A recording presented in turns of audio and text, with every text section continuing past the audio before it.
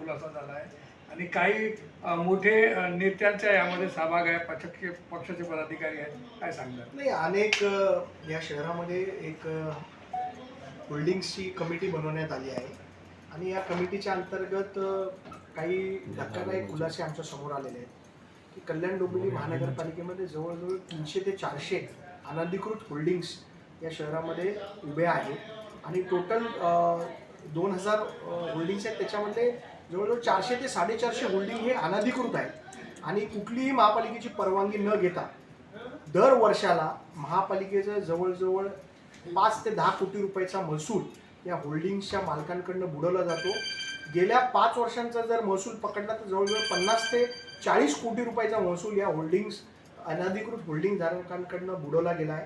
तर मी आयुक्तांना आज पत्र देणार आहे आणि याची चौकशी करून या सर्व होल्डिंग्सवरती कडक कारवाई करावी आणि हे होल्डिंग्स ज्यांनी उभे केलेत त्यांच्यावरती गुन्हे दाखल करावे अशी विनंती मी आयुक्तांना करणार आहे. काही पक्षाचे नेते देखील यामध्ये, पदाधिकारी देखील यामध्ये सहभागी असल्याची बाब समोर आली. नाही, पण चौकशीमध्ये हे सगळं समोर येईल. मला असं कोणावर आरोप करायचा नाही, परंतु याच्यामध्ये काही समाजकंटक सहभागी असल्याचा खुलासा काही ठिकाणी झालेला आहे.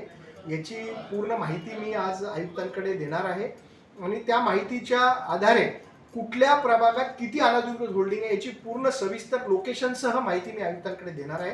त्याच्यावरती आयुक्तांनी मला आश्वस्त केलं आहे की याच्यावरती कडक कारवाई आम्ही करणार. मध्ये महापालिकेने GR काढला होता अनधिकृत होल्डिंग बाबत की वार्ड ऑफिसरवर कारवाई करण्यात येईल अनधिकृत होल्डिंग, त्या GR बद्दल काय बोलणार? नाही, आता आम्ही कमिटी स्थापन केली आहे. या कमिटीचा निर्णय होईल. या कमिटीमध्ये जे दोषी आढळतील त्यांच्यावरती कडक कारवाई करण्याचं काम कल्याण डोंबिवली महानगरपालिकेच्या माध्यमातून होणार आहे. आणि मला एवढंच म्हणायचं आहे की कल्याण डोंबिवली महानगरपालिकेचा महसूल बुडवणारे जे अनधिकृत होल्डिंग धारक आहेत त्यांना माझा इशारा आहे की त्यांनी स्वतःची होल्डिंग काढून घ्यावे, नाहीतर लवकरात लवकर महापालिकेच्या माध्यमातून ते होल्डिंग काढण्यात येतील याची दखल त्यांनी घ्यावी.